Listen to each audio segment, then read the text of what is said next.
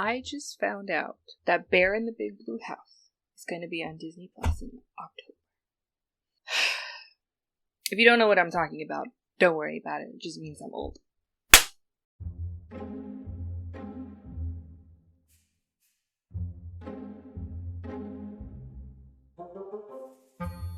Welcome back to Movie Munchies. I'm Alexis. If you've never been here before, we watch things and we eat them. Today is treat day. Yesterday we watched Aladdin. Today we're making a cake. Let's do this.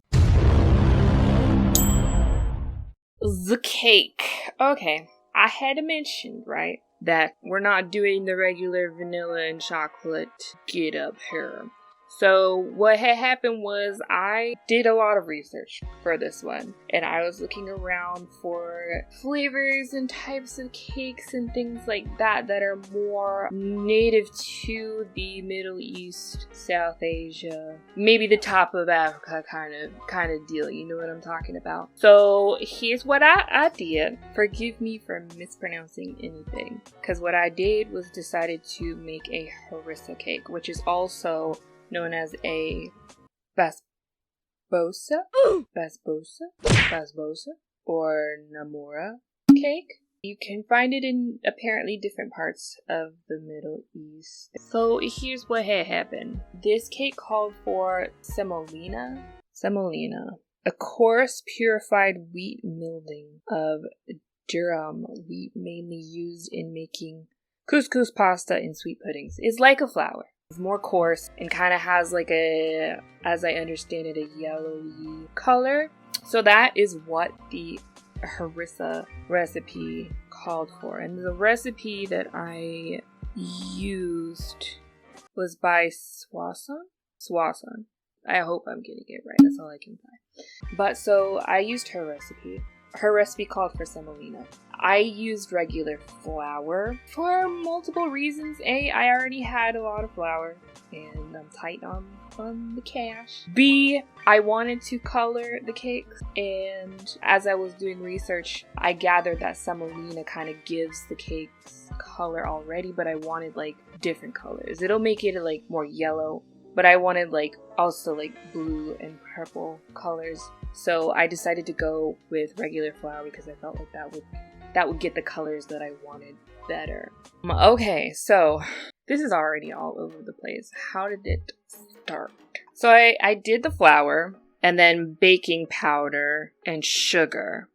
And I mixed all of those three ingredients together and then did the wet. But here's the thing. In the recipe I was referencing, it said just literally dump everything together in one bowl. And I should have done that. But I within my baker's brain and the things that I have come to learn how to do across the years of baking the kinds of cakes that I'm used to, right? I was like, it can't be right to just throw everything together. No, I should have, because it's a different kind of cake. But I did the dry separately and the wet separately. So for the wet ingredients, it was butter, which I should have let get to room temperature first, but I didn't. I let that beat for a little bit just to kind of break it up, but it was still really too cold. Then it called for tahini paste, which is a sesame. If you want to like a comparison, I would say kind of like peanut butter, but definitely not peanut butter. It's made with sesame seeds. So I let those whip together until they were combined, and then added some Greek yogurt, some plain Greek yogurt. And really I should have let all of these things get to room temperature so that it would have incorporated with everything else better. I also added some orange juice, and it seems on film that everything's pretty smooth, but from where I was looking at it, the butter was too cold, so it was having a hard time truly getting mixed in with everything else. So now listen, we already have established that I started out doing this wrong. I should have just thrown everything together like she said. I didn't. But when I got to this part and the butter was struggling to get incorporated because it was too cold, I pulled out my hair dryer. And this is I wouldn't recommend it on something like this, but this is a trick that you can use if, like, say you're making, like, buttercream or something and the butter is too cold to start out with, and you start getting those clumps of butter that just won't mix in with everything else, you can take a hair dryer and move it around the outside of the bowl while the stand mixer is going, and that will help it melt down and mix together better. Like I said, for this one, I should have just let the butter get to room temperature and dumped everything together one time. Didn't do that. So once the wet stuff was all incorporated, then I added the dry ingredients. And I was a little bit thrown off at first that the mixture turned in pretty immediately into like more of a dough. And for half a second, I was like, what do you mean? This is not cake batter. No. But I kind of put the context clues together because I had, before starting this recipe, I had referenced other recipes just to get an idea of what this cake was supposed to be like. And there was one in particular that talked about mixing everything by hand. And at first I was confused by that, but then once I got to this point, I was like, oh, that makes sense. So it did for the harissa cake, or whatever it is that you call it. It's less of a batter and more of a dough. But that's what had happened. And like I said, I wanted to color the cakes, so I did this in two parts. And for the first part, I separated out the batter and then colored one part orange and the other part red. And it was really, really hard to mix the food coloring in there in general, but definitely with a spatula, it was just like, it wasn't happening. So I eventually just gave up on that and used my hands, which were clean, I promise. I don't know how to describe the texture. It was kind of like maybe like more of like a cookie dough, like a soft cookie dough, I would say. But so I mixed the color in there, and once the color was fully incorporated, then I put it in the cake pans, and I used 8-inch cake pans for this. The recipe said to line the cake pans, or like to like brush tahini paste around the edges of the cake pans. So I did that for the first ones. I didn't do it for the second ones just because I wanted to see what the difference was. In the end, I couldn't really tell. I couldn't really tell the difference. I think mostly because of the way I ended up using the cakes. I think if I had made this cake with the intention of eating it the way that it was meant to be eaten, then I probably would have noticed the difference. But that's not what happens. It's not. So for harissa cakes, traditionally you would score them into like triangle shapes on the top. And all the recipes kept saying to use like a wet knife to score.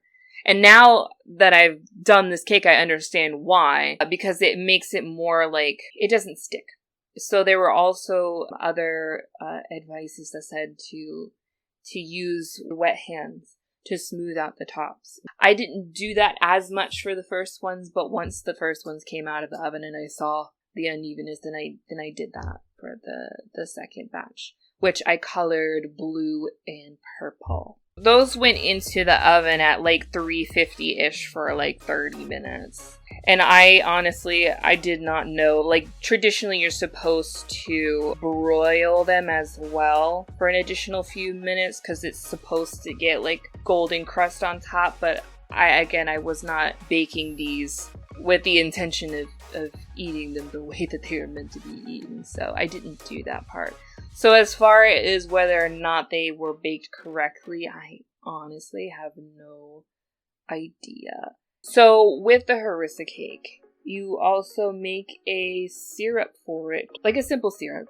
This syrup was a little bit different. Usually a simple syrup for cakes, you use equal parts sugar and water. This one was like three cups of sugar to like 2 cups of water.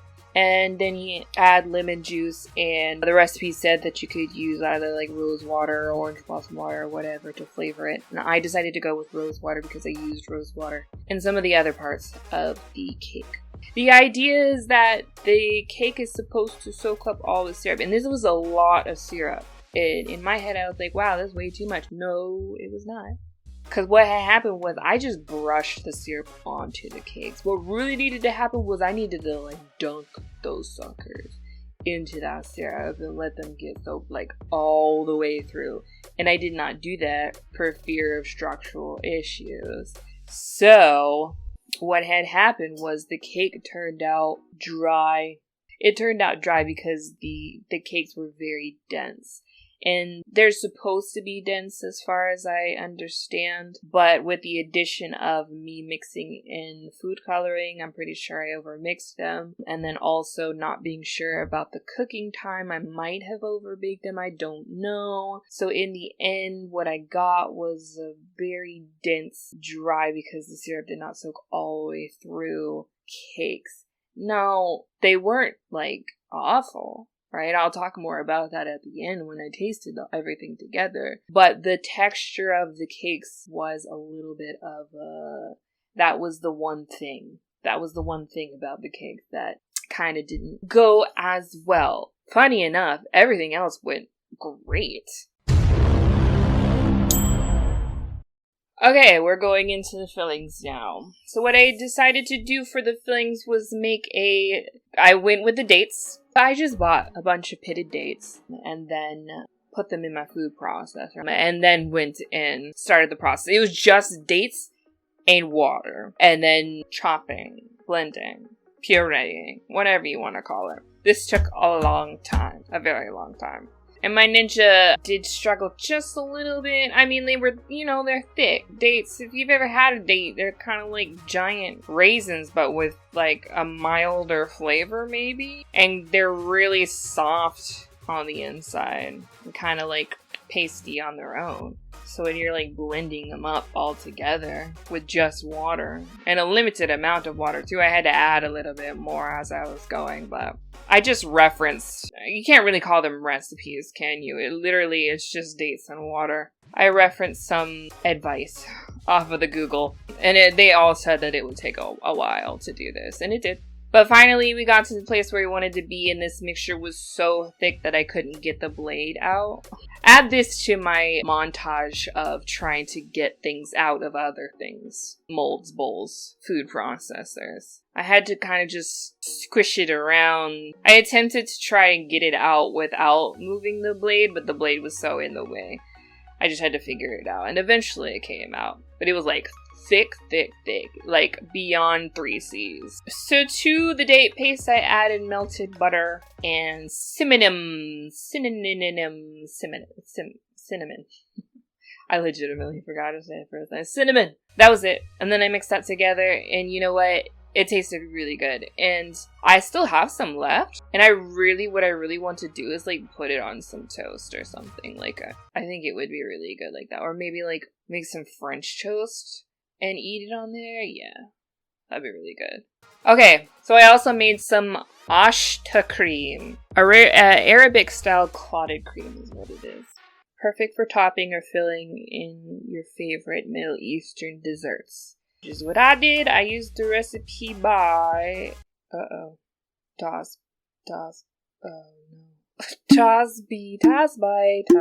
sorry! This guy from Egypt. Yeah, anyway. I used ashta cream. It was actually very, very simple. Whipping cream, heavy cream, whatever you want to call it. Whole milk. And then I sifted in flour, cornstarch, and just a little bit of sugar. That was literally it. I sifted those into the dairy products and whisked. You know how it goes. The whisking. Inevitably, there's always some whisking going on at the stove in one of these videos. So I just whisked those together until they got thick, and I decided to flavor the ashta cream with yet more rose water. And that was my first time using it, so I did this before I did the cakes. It smelled so, like perfume. It smelled so good. But once the mixture was nice and thick and smooth, I pulled it off the heat and immediately added the rose water to it. And I gave her a taste test just to see what it was like. And it was quite bland actually. So I decided to put in more sugar and rose water. I just kept doing this until it turned out nice until I liked it. And despite the fact that I nearly poured a third of the bottle into the cream, it tasted just fine. And even after it cooled, it was like, once that flavor settled in there, it was really good. And I could taste the rose water. I could. And it wasn't overpowering or anything, at least not to me. Maybe somebody else might think that, but I found it quite good. Anyways, as it goes with creams and custards and all of that stuff, you gotta cover it with plastic wrap directly on top so it doesn't form a film. Then I set that in the fridge to cool until it was ready to use. Okay, so for this cake, I struggled for a little bit to figure out what would be the right frosting to use. I immediately ruled out buttercream because I could not, maybe it would have been okay, but in my head I could not envision like my regular German buttercream that I usually make going well with these Middle Eastern flavors. You know what I mean? It just, and this, the harissa cake it's not meant to be eaten with a frosting at all. It was more a buttercream. So I kind of just sat there for a while trying to figure it out. And when I was looking through like different Middle Eastern desserts and all that, I noticed that a lot of them involve cheese. Specifically like a kind of mozzarella cheese, I think. But there are a lot of like cheese desserts in the Middle East. And so I was working my brain and I was like, oh, you know what? Maybe like a cream cheese frosting or mascarpone. So I decided to go with a mascarpone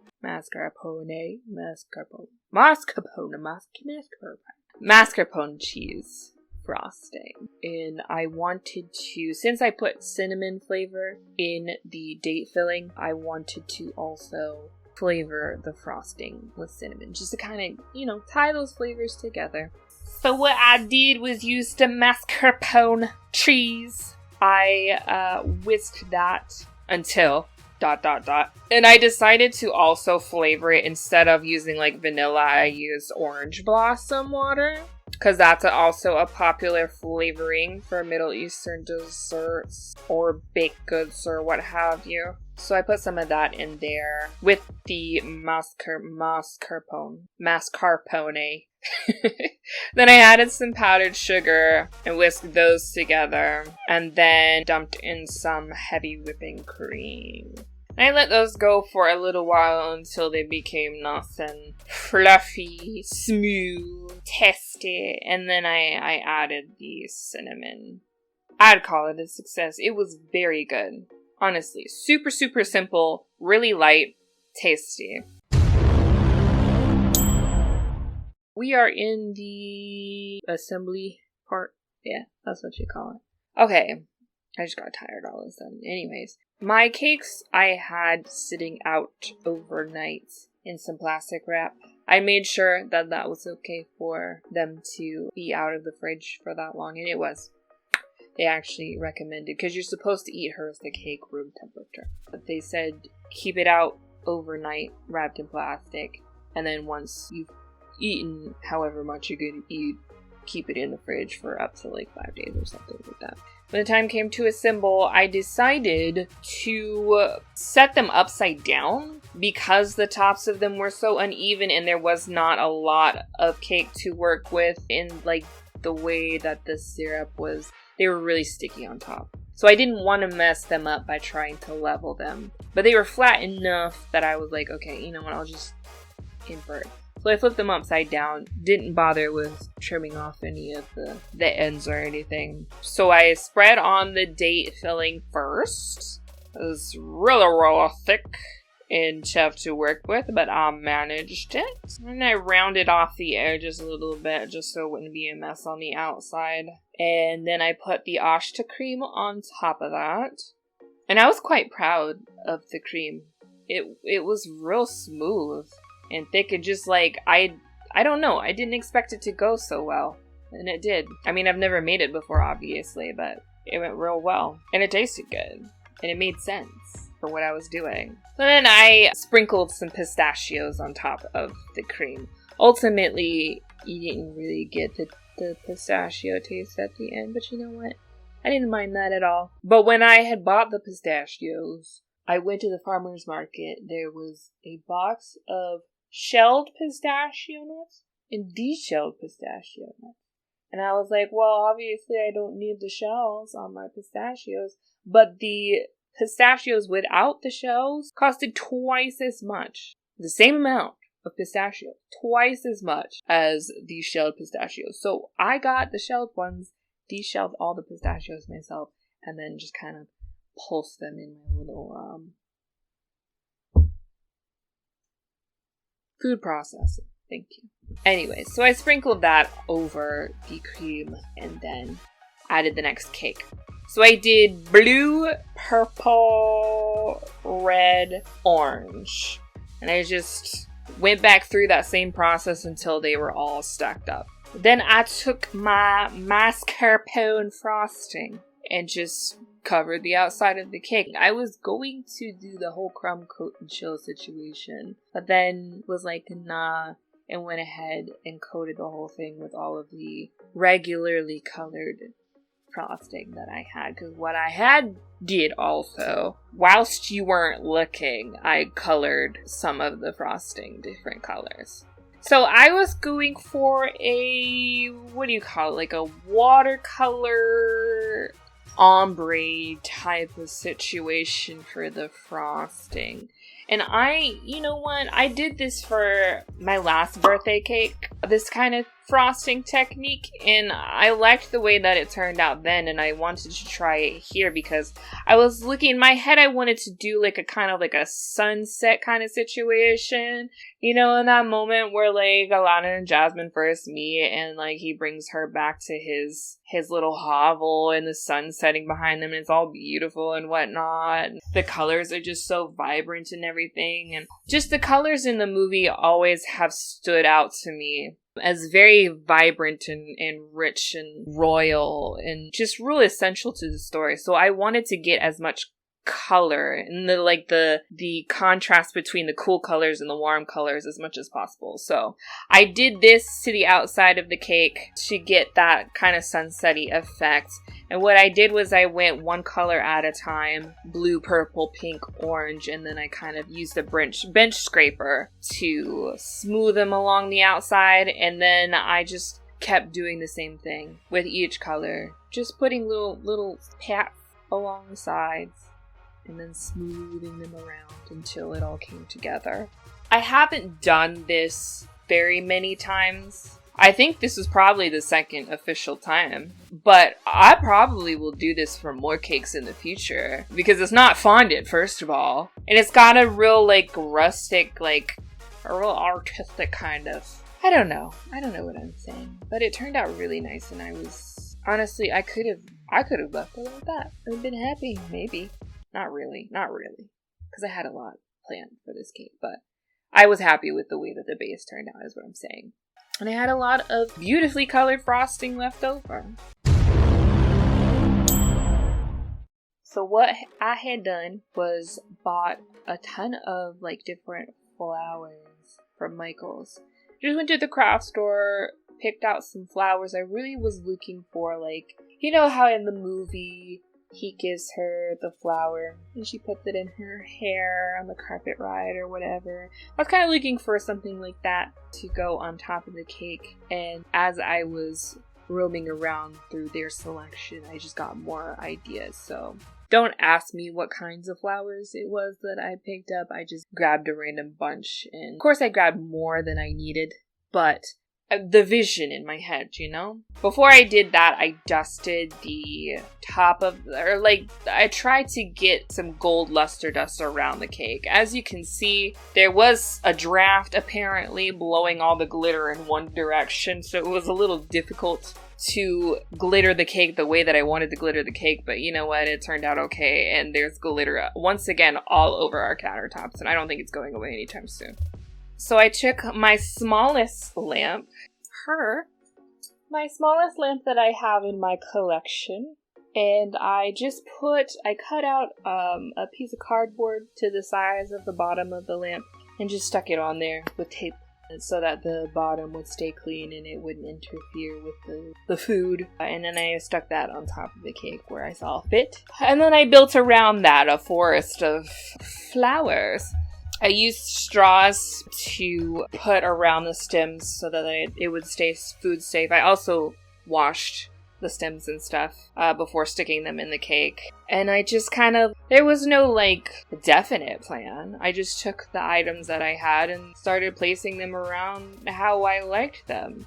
I've done this once before. My besties got married and I made a small cake for them and cupcakes, and for the decorations I did the same thing where I went to the craft store, bought a bunch of flowers, and then made an arrangement on top of that cake and the cupcakes. Real simple, because I'm not a sugar work artist or whatever you call them. I don't do sugar work, and I am not I'm just not there yet.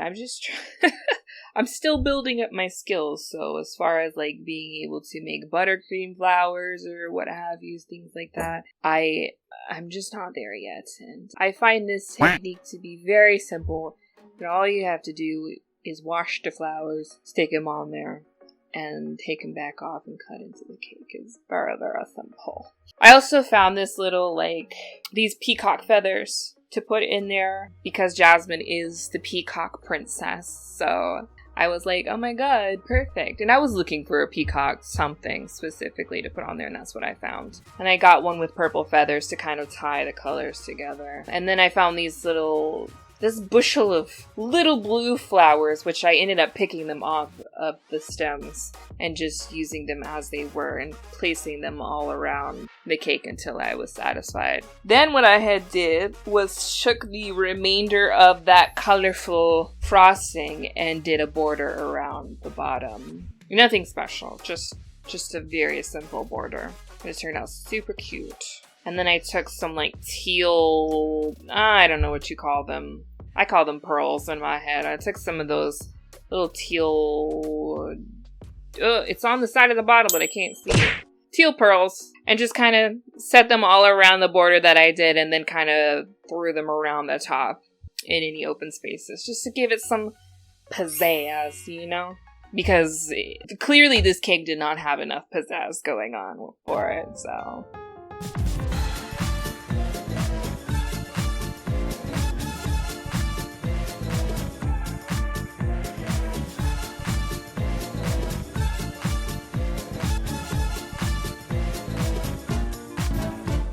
But y'all, listen, if somebody brought this cake out for my wedding, I'd be like, yes, ma'am, yes, sir. This is honestly me in a cake. It was so beautiful, represented my favorite Disney movie, all these colors and the way that the flowers were blazed and the lamp, oh my god, it was so pretty, elegant. This is probably the most elegant cake that I've made ever.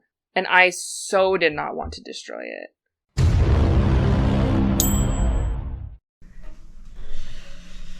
Oh my god. There she is. Look how glorious. I really don't want to destroy this one. Oh no. I've taken all my pictures, but I need just another good long look at it. It's so beautiful. Oh my god, immortalized. I don't want to destroy it, but if we want to eat it, then we kind of have to. Damn. Okay. Off you get.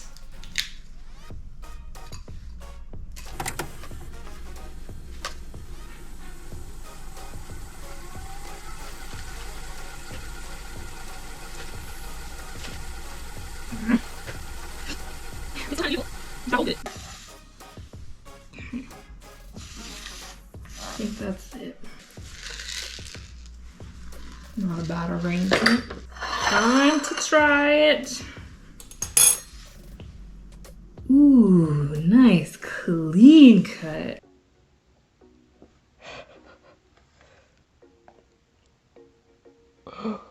Oh.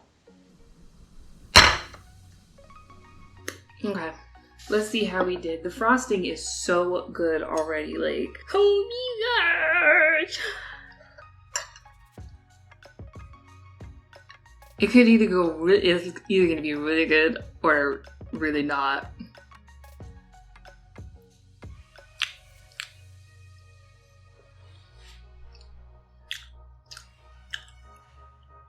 You know what though? Those flavors do work really well.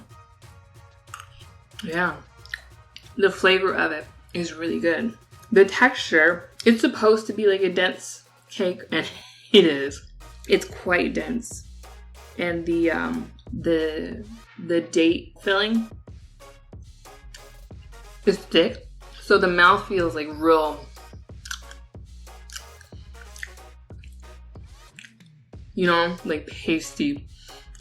A little bit gluey, but the more that I eat it, yeah. The more that I dig these flavors. And I can totally get past the texture. It's good. It is. I like it. Oh my gosh! This went so well. I'm so excited. Overall, this was a very, I would call this a success. I would. Again, the texture of the cake, especially after letting it sit in the refrigerator, it turned out very dry because that poor syrup that I made, I still have some of the syrup left and I've been using it for other things. But I should have dunked those cakes into that syrup. This cake should... I should have eaten the cake the way it was meant to be eaten. And maybe, I think one day I will. I think one day I'll make a harissa cake the way that it's meant to be made, with the semolina flour and everything, and eat it the way that it is meant to be eaten without all of the other hullabaloo going on. But with all the other hullabaloo going on, it really made up for the texture of the cake. And the flavors, like I said, the flavors went really well together. And all the other elements of this cake were so simple to make. They turned out really nice. Again, you couldn't taste really the pistachio in there. I wasn't so much worried about it because everything else was so... The dates, the cinnamon from the frosting, the rose water in the ashta cream, like everything just like came together so nicely. Complemented each other really well, and I'm so proud of this cake. I'm so proud of it. I had so much fun, honestly, doing all the research and trying to figure out a way to best represent the culture of that side of the world where Aladdin and Jasmine live. So it was so much fun. I thoroughly enjoyed learning new things, even though I didn't necessarily produce the correct results. I'm sure I would get yelled at by people who know what they're doing. But just know that I did all of this by myself. Nobody was teaching me. I was figuring it out on my lonesome, and I enjoyed it, and I'm aware that it did not go perfectly, but for what it came out to be, I'm so proud of it. And it was beautiful. Alright, that's it. That's Aladdin Treat Day. I will see you in the next one. No, not bye yet. Subscribe is what I need to say. That's all. That's all. Now I will say goodbye. Bye.